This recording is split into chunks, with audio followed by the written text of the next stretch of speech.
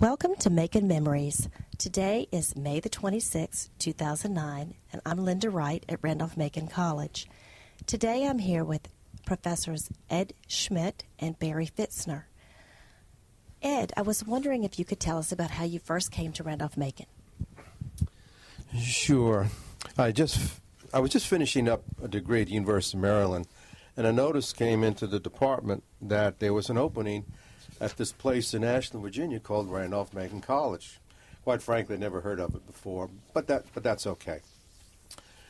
At the time, I could have taught at Prince George's Community College in Prince George's County, just outside D.C. And then this offer came in, and I had a debate. Gosh, I could stay in school and teach at the community college, or leave, teach for a few years, and then finish the PhD by coming to Randolph-Macon. I decided to come to Randolph-Macon. I think I needed a fresh start, get away from school for a while, and actually thought that by teaching I'd really learn the stuff more by teaching than just by doing what I was doing in graduate school.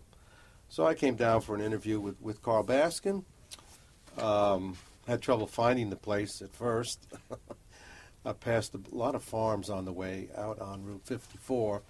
Finally turned around and got to Ashland. Carl was waiting for me, spelled out what courses I'd be teaching, and it just happened to match what Randolph-Macon needed at the time. So while he was gone, Kenneth McConnell was here. He had come the year before, planning on staying 2 years. So Carl was going to be away for 1 year. So I was taking Carl's place, and then when he came back, Ken McConnell would leave. Actually, he went to the University of Kentucky to get his PhD. So then it was Carl and I and Hunter Jones, who taught accounting at night. And that was in the fall of 1967. And that's how I got here and decided to stay. And they kept me. Okay. I came here in the fall of 1982. I was finishing my dissertation at Catholic University. Applied to several colleges in Virginia, wanted to stay in Virginia, lived in Virginia while I was at CU, and RMC had an opening. Professor Schmidt and Baskin were the economists at Macon. There was a Professor Paul Bennett, who left, and I applied for that position. One of the questions on the script is, what was the process like? I don't think it was very different from what it's like today. This is 1982. I interviewed with the department. I did a class presentation. I interviewed with Dean Hendricks at the time, Elton Hendricks. I don't even know if I met with the president. I probably did, but I don't recall that. But the process was more or less what we do now. The makeup of the committee is probably different nowadays. You have people from different departments. But other than that, more or less what we do these days. Yeah, the process. I met with Dr. Moreland, who was president at the time. Luther Wright was going to become president at the start of that semester. So I did meet with Dr. Moreland, and he asked me what religion I was. And I told him. He said, well, we have some of those here, too. A bunch of students from Baltimore. So you'll feel comfortable here. But I wasn't interviewed by anybody else, just Carl and Ken McConnell. And I guess the dean, Alec Mabry. Alec Mabry goes back years and years and years. And so that was pretty much that. And as far as a role model is concerned, I worked with Ken McConnell for the year. He was young, very young, well, like I was. We got along great. He lived in the small house adjacent to the tennis courts, and he'd invite me over for lunch every once in a while. Had a lot of fun together. In fact, we even shot pool in the old gym. students weren't allowed to be in there until after 3, but he had a key. And so every once in a while we just shoot pool after our morning classes and had a great time. For me, the department was basically Carl and Ed. We were on the second floor of Fox Hall, and all of the offices were on the street side of Fox Hall. The history department was up there at that time. I remember my first office was a very narrow corridor, and it had to have been an old office that was split in two. Bill Reinhardt was on the other side in the history department. Porter, Scanlon, George Oliver were all up there. And I do remember that on Friday afternoons, George Oliver would make whiskey sours and pop popcorn. And everybody on the second floor of Fox would go down to his office, eat popcorn, and drink whiskey sours.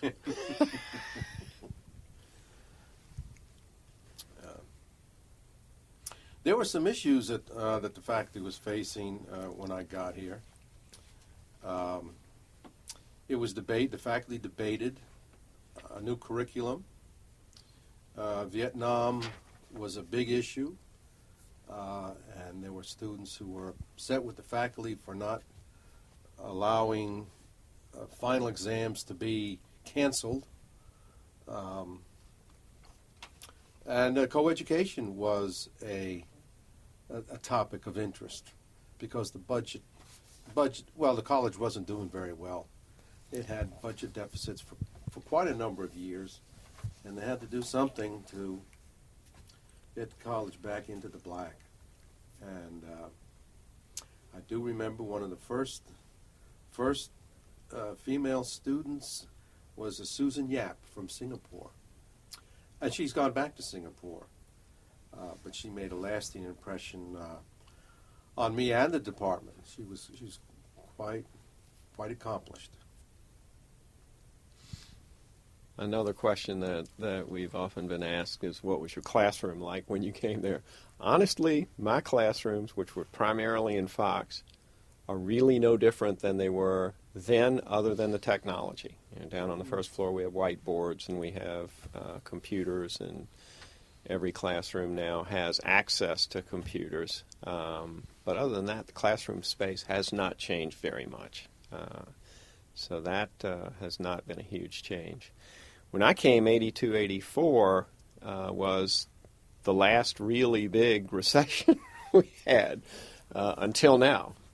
So that was a period where the college was worried about, faculty were worried about, raises, and it was a very inflationary period too. That was when Volcker came in and reduced the rate of inflation from something like 13% down to under 4% within about 4 years. But the result of that was deepest recession we'd had in the post-war era. Until now, we've managed to beat that little record. Yeah, if I remember, unemployment got to between 9 and 10. It did. It hit 10%. It hit 10. Yeah.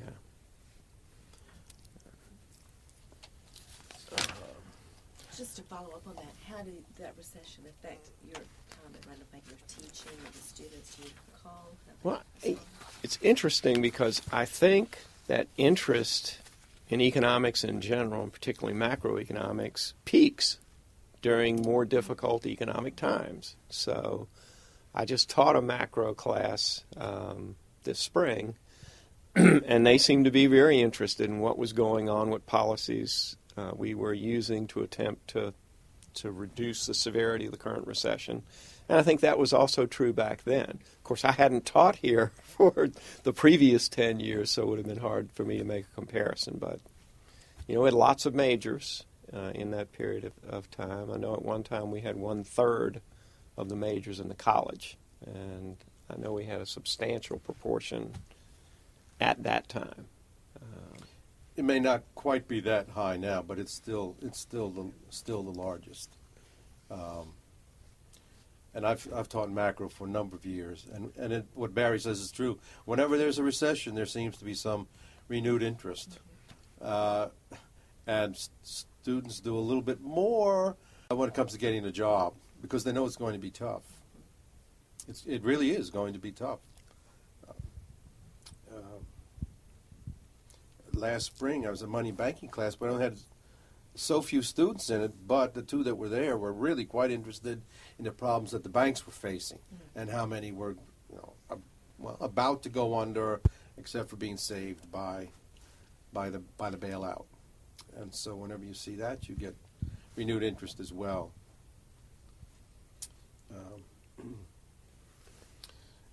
As Barry said, we've grown over the years. So when I started, we had 2 full-time, and as I mentioned before, Hunter Jones was the adjunct, but now we have 7 full-time, but really 8. I mean, we count Professor Woodward as full-time, although he's maybe 1 or 2 courses short. But 8, and then now I guess we have 2 adjunct, right? Mm-hmm.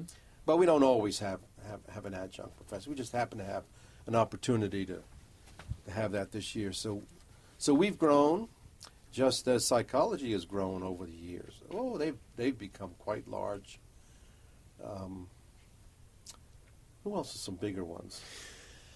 Well, it's just since I've been here, there's been a proliferation in the number of majors, the number of departments, and I mean not majors in the department, but number of different majors that a student can choose. So that's been a substantial change at the college.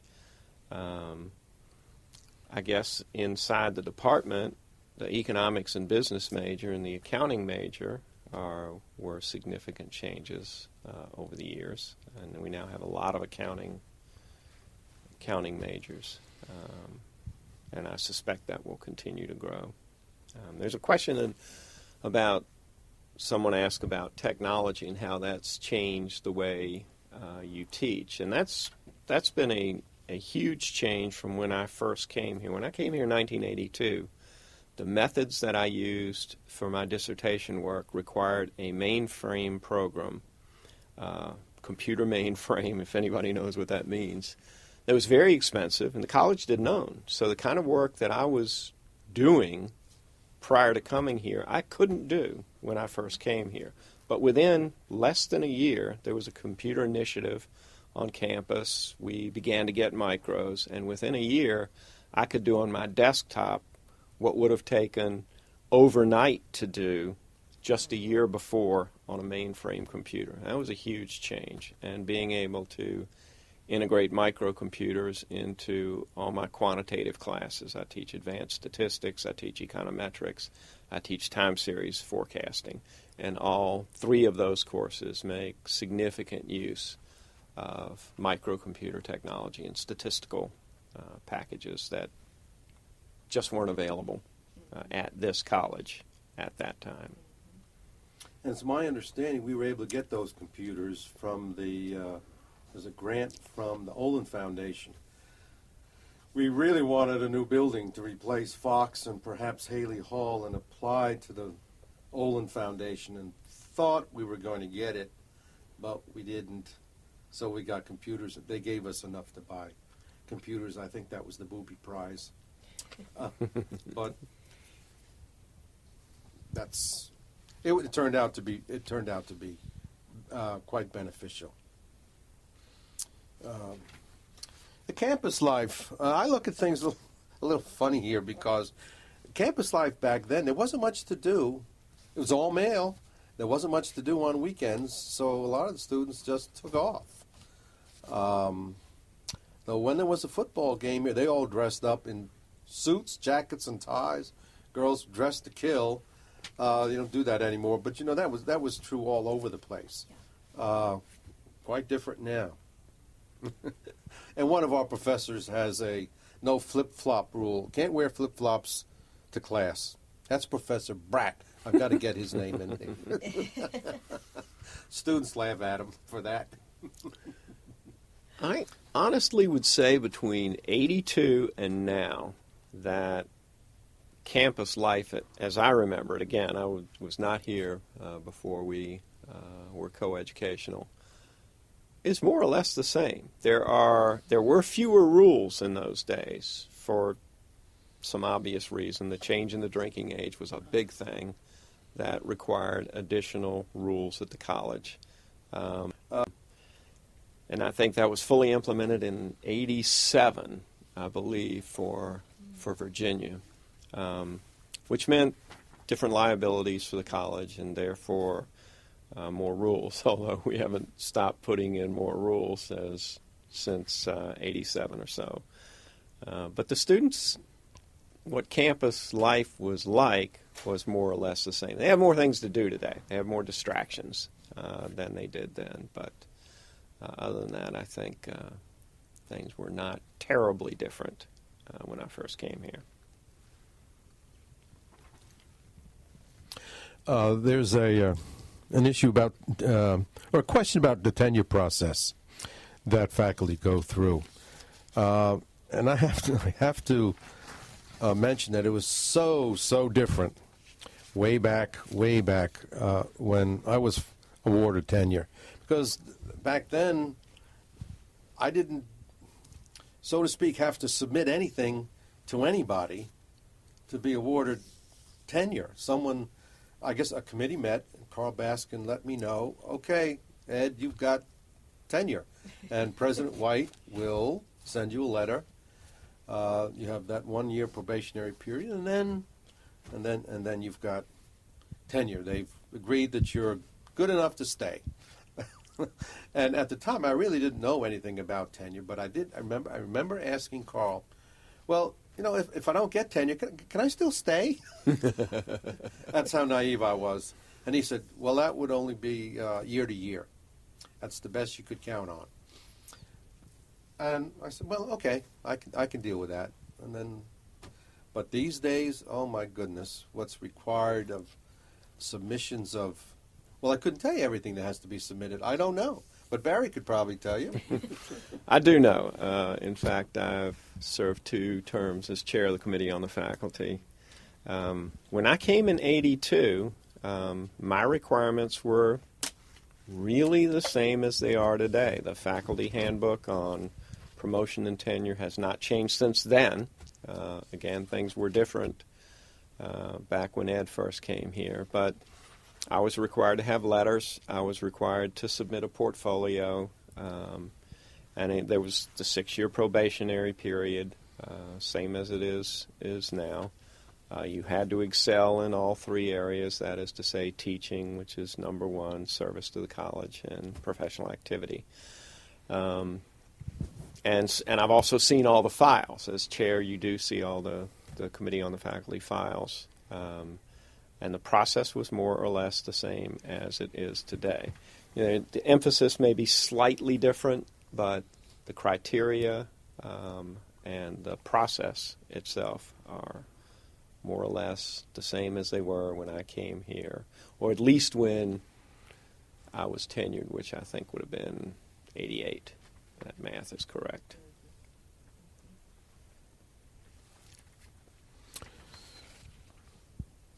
Some watershed events in the life of the college during my time. One of the biggest things was getting air conditioning in the classrooms. Oh, that really was a watershed. Instead of water dripping from one's forehead during class, you get sometimes water dripping from the air conditioning units. But anyway, a much larger endowment for the college, I think, has saved this place. And a lot of new buildings, through the generosity of a whole large number of people, have made this college much prettier, a much more comfortable place to teach in, a much more comfortable place to study in. I mean, additions to the library. We did have a new science building. It's not so new anymore, but it's going to be, under the strategic plan, renovated and an addition to it made. But we have new dormitories, relatively new dormitories. The freshman village, all of those things have made, I think, quite a difference. Quite a difference. And we still have Fox Hall. But we still have Fox and Haley Hall. and of course, the Brock Center has made a difference. Mm-hmm. Oh, gosh, yes. That's one of the things students look at. What have they got for me here? They're looking at more stuff outside of a classroom. And thank goodness we have it. I guess in my time, the buildings are obviously unimportant additions. The introduction of computers, and that was a big thing. Again, microcomputers were just coming to the fore in the early 80s. As I mentioned before, the change in the drinking age. The things that I'll remember is the snipers, the hurricane, 9/11, and the new curriculum. Right. The most recent one. And when you say hurricane, which hurricane do you mean? Isabel? Isabel. Oh, there are a couple. There were a couple, but that one closed the college for. Gaston was terrible. Uh-huh. Isabel. I can't remember the names of the other ones. Trees were down all over the campus, though. One even crushed what was called the German House, which is now a parking lot, across the railroad tracks.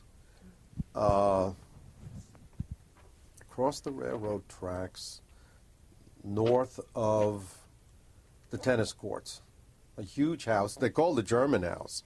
A tree landed on it, and that had to go. And from what I understand, English Construction Company provided some cranes to get these trees out of here when cranes were in short supply.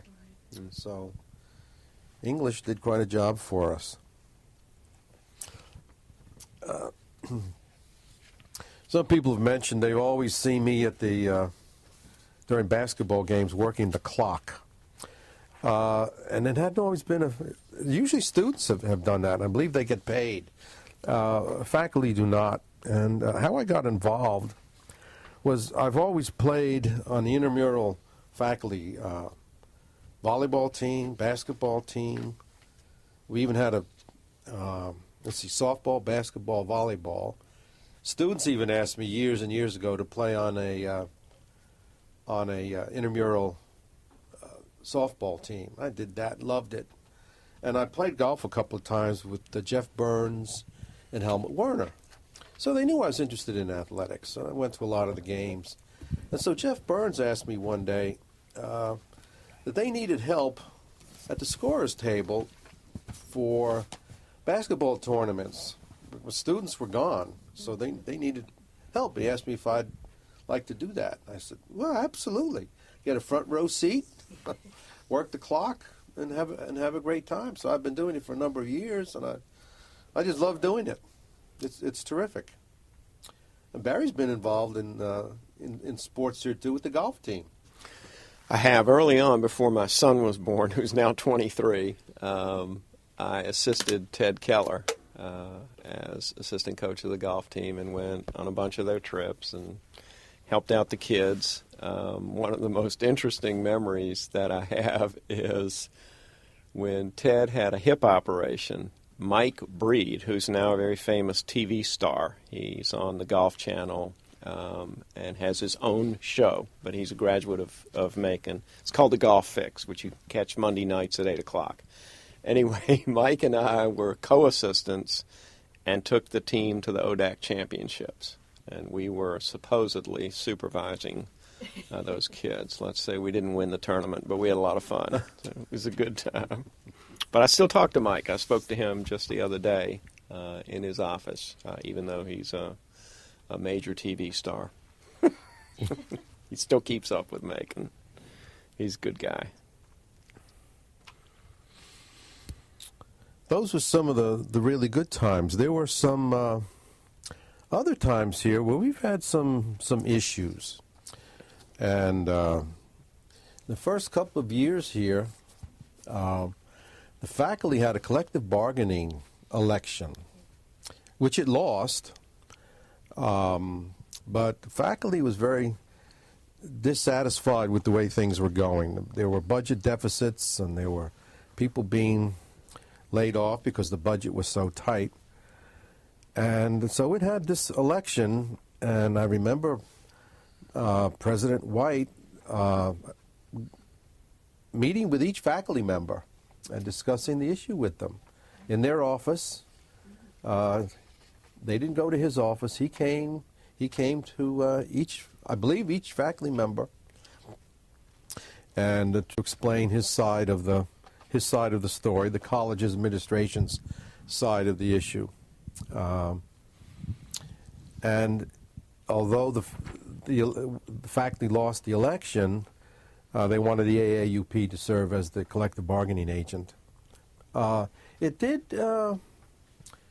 set in motion, I believe, some changes, that the faculty became much more involved in governance of the college, so that it has a greater role in curriculum development, in the regulations, the budgeting process, the planning process, and that sort of thing, which I think has proved to be quite beneficial over the years.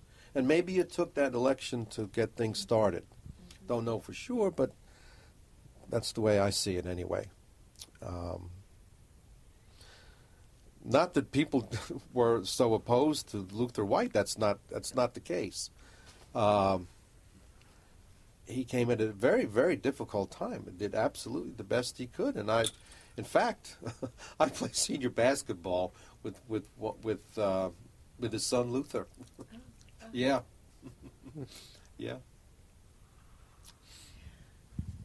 Was there any AAUP presence on campus before the collective bargaining? You're talking about like sort of 1969-ish, I guess. Yeah, I think so. I mean, I know now there's a chapter here. Yeah, I don't know when that chapter started. Okay, I was just wondering. That's what was the outcome of that. If someone was in charge, it probably was a history professor by the name of Jerry Bledsoe. I think he would have been the one who would have started an AAUP chapter on campus. So that would have been the only. I think that would have been the only group that would have. The faculty would have wanted to serve as its collective bargaining agent. Mm-hmm. I'm not aware of any other one, like a National Education of Teachers or something like that. I'm just not aware of that at all. Mm-hmm. So the development of the current faculty governance system, the way it is now, sort of goes back to around that time. They had some faculty governance before that, but see, when I came, Dr. Moreland had been president. I think he pretty much ruled the roost, right. And what he said went, or what he said goes. Faculty were different. The new faculty members sometimes were referred to as the Young Turks. Activists. A few anyway. Some of them, well, most of them aren't here anymore. Heck, I'm the only one left from those days, so I was not a young Turk, that's for sure. Do you have any memories of the governance system changing, or during your time? Or? During my time, it's been more or less the same. I think, see, Ed was a part of the revolution. I missed going co-ed. I missed the whole collective bargaining vote. I missed the change in the faculty governance systems. So all that came before my time. So it sounds like all that sort of was set in place between the time you came and sort of in the 70s. That sort of developed, and it's been set, and with some tweaking has stayed more or less the same. Right. I think so. Good.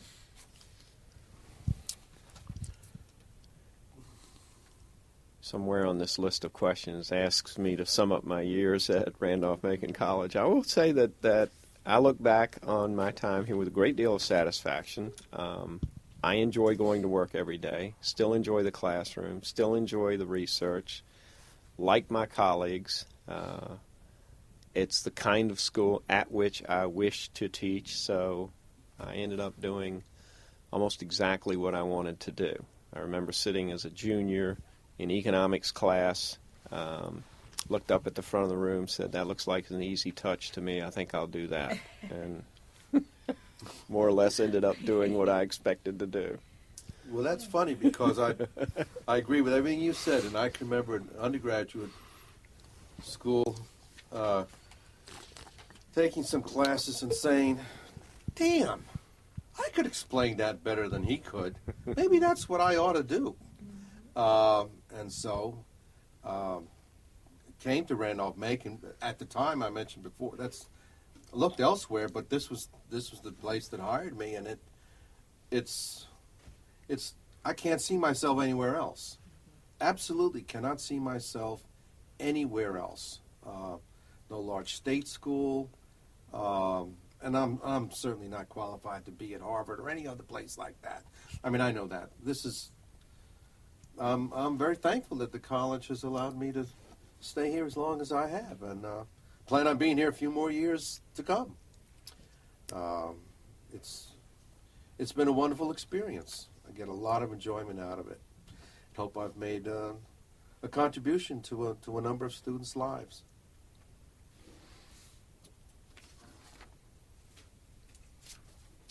Any other memories or stories, reflections? Well, some funny ones. Yeah, Playing softball. I was on a faculty softball team years ago, playing shortstop. Allison O'Brien was playing second base. There's a man on first. Ground ball to Schmidt at short. Sidearmed it to Allison. Off the tip of her glove, boom, right in the middle of her forehead. She had a lump for weeks. And wouldn't you know it, just a few years ago, the same thing happened again, except I was pitching. Someone hits a ground ball to the pitcher, and Janice Cooper's the catcher. So there was a play at the plate. I threw her a pitch. Well, it wasn't a pitch. I threw the ground ball back to Janice off the tip of her glove, got her in the forehead, boom. She was out for a while, too. Not knocked unconscious, but she had a lump right in the middle of her forehead for weeks. And so, I mean, it's not funny. It wasn't funny then, but when you look back on it, that was funny. And I don't think I have any stories where I've injured any of my teammates. I'm sure it's happened, but I've managed to forget them all. Do you have any comparisons between the current financial challenges the college is in, and you've mentioned some difficult financial times when you came, and then the recession? I mean, do you see any parallels where we are now, or are we just in a very different place to handle those challenges? I believe we're better able to handle it now, but it depends on how long this recession goes and how much that endowment suffers. I mean, we were really in deep trouble back in the late 60s and early 70s. Budget deficit, the accumulated budget deficit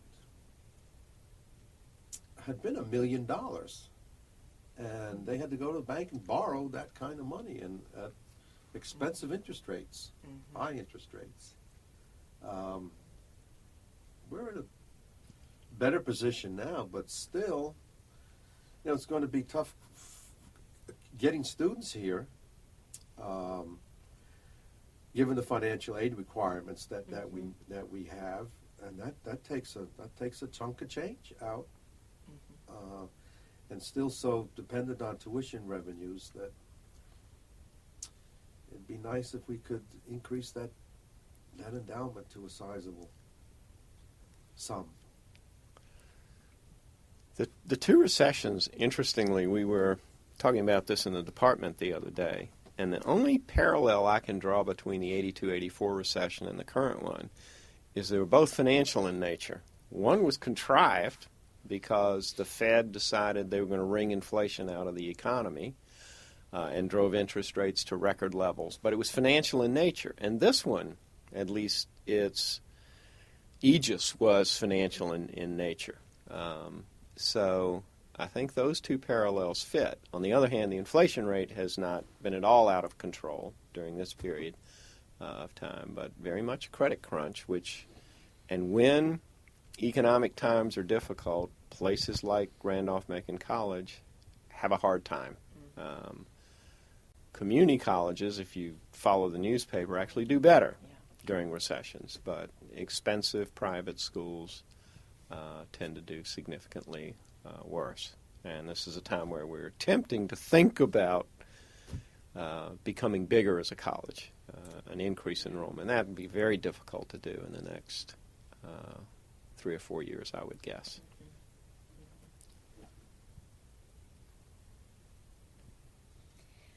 Well, I hate to end on that note, so do you want to have any? You tell us one more funny story, Ed. So we'll end on a good. I'd good have to memory. think about. There's nothing that's popping into my head. Oh,